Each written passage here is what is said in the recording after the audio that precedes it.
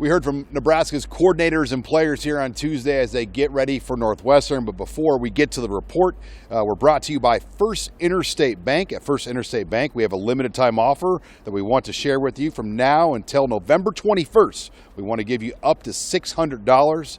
It is easy. Simply open a new checking account, savings account, or both online at your nearest branch today using the code Fall25 bonus, and you can put $600 in your wallet. You deserve it. To learn more, visit firstinterstatebank.com/fall25 bonus. Subject to eligibility requirements. First Interstate Bank, member FDIC. But first and foremost, offensive coordinator Dana Holgorsen, not pleased with how his guys played and has challenged them, obviously, to get things corrected. It's got outplayed, got outcoached. Against a good program, a good team.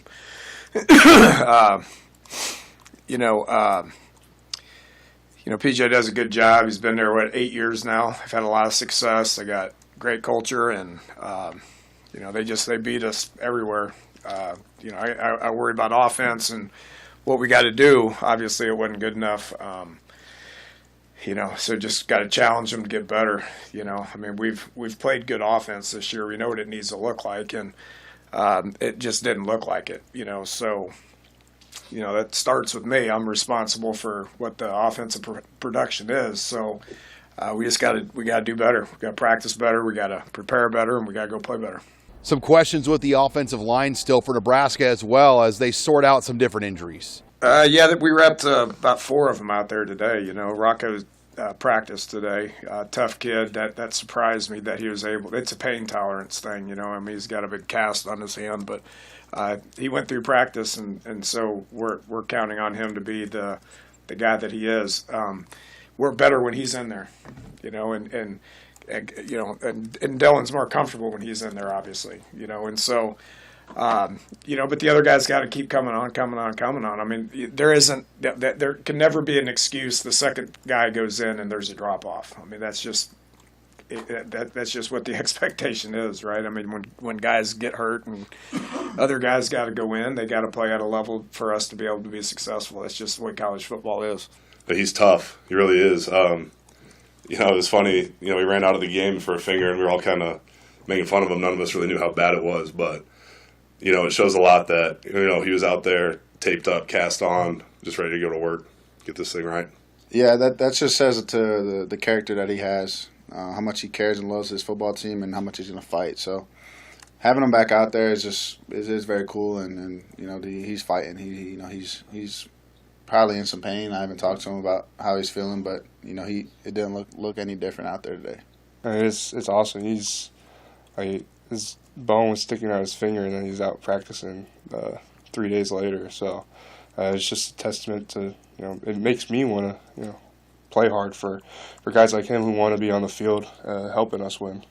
Running the football was something Nebraska did not do a good job against with Minnesota. They went away from the run in the second half, and that's another thing you can expect to see different here moving forward. I did a better job in the first half of running the ball. I got to do a better job in the second half coming out of halftime of running the ball. We hit 4 or 5 different runs on them that looked pretty good, but need to do it more. And then fourth quarter, obviously, we're kind of in rally mode, and I needed to try to push it to give us any kind of chance.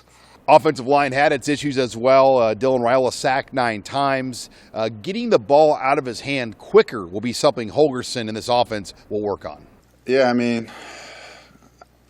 some of those, all of them. I need to do a better job of getting us in the right play, right protection, and getting the football out. So I put that on me, and I told the O-line that there's no hatred, nothing towards them. It's my job to get the football out. So I'll put those on me and fix it.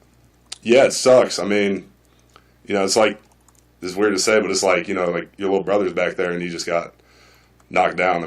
That's how we view him. He's family to us. And so, that feeling's, it's terrible, but, it makes you be like, all right, I need to get better for him.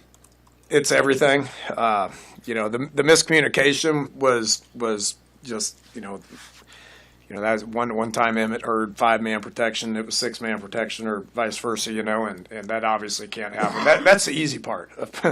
The hard part is like executing the assignment and blocking the guy to the point to where Dylan has time to get rid of the football. But this goes back to this. We had this conversation a couple weeks ago. Receivers got to run faster to get to their spots. Obviously O-line's got to protect better. Dylan's got to be comfortable in the pocket. There's some times where they weren't sacks, but they were hurries because he wasn't comfortable in the pocket. And so he's got to do a better job in the pocket. I got to get him in better plays that are quicker. Thought we had some things figured out based on a week ago. We went through that 2-week stretch where it didn't look very good, and went to Maryland and got some things corrected. And we ran the ball better. We got the ball out quicker. That's my job, and felt like we could push the ball down the field a little bit more against these guys, and it reared its ugly head again. And so that's me having to go back to what we're practicing and what we're calling, and at the end of the day, it's about making him feel comfortable back there. When he's comfortable back there, he's as good as anybody in the country. We all know that. When he's not comfortable, he's not. So back to work, and I'll do a better job this week of making him comfortable with the play calls and doing things to get the ball out quickly, and obviously trying to establish the run a little bit better too. I mean, yeah, it's on all of us what we do as an offense, and all I can do is improve the tight end room and see how we can help the offense, see how we can improve our blocks, how we can help Dylan, and do our job at a high level. And I need to look at what I need to do better. I think a lot of times, guys got in the moment and maybe didn't trust what we were trained to do. It really just goes back to your training. I mean, you train all week to be as confident as you can possibly be in the game. And, I don't know if, maybe on the short week we didn't, attack things the way we needed to be, but we're going to get it fixed. As for the defensive side of the ball, John Butler wants his crew to be more aggressive. I didn't call the game as aggressively as I had planned.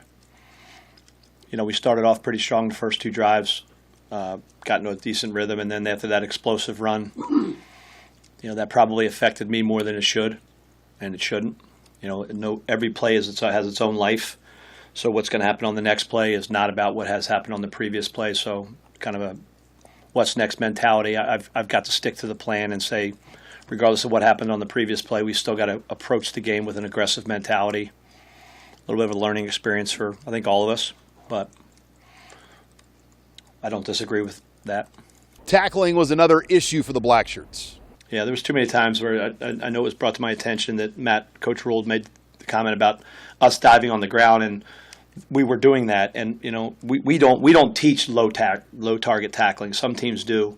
We teach basically you run through the near hip, body on body, chest on chest, run through your target, take the extra steps. So when we started doing that, that was something we were trying to get corrected on the sideline. Just that's not what we want to do. We want to be able to run through our targets and get population to the football. So that's an area that Matt talked about. We address. We tackle every week on Tuesday and Thursday. Tuesday and Wednesday, We'll continue to do that. Guys are running around there thudding today, but you get in the game and it's a live tackle. You got to do it.